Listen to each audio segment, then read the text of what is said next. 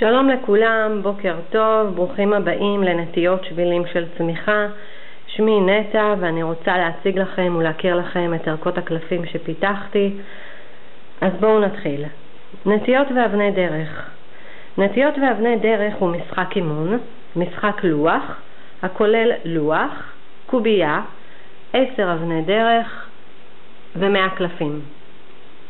הקלפים מתייחסים לחוזקות שלנו, לכל התכונות שבנו שמקדמות אותנו לעבר המטרה. לדוגמה, מה גורם לי להרגיש בהיי? איך אני מפנק את עצמי?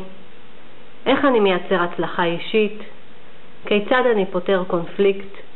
אני חושבת שכיצד אני פותר קונפליקט מתייחס לעובדה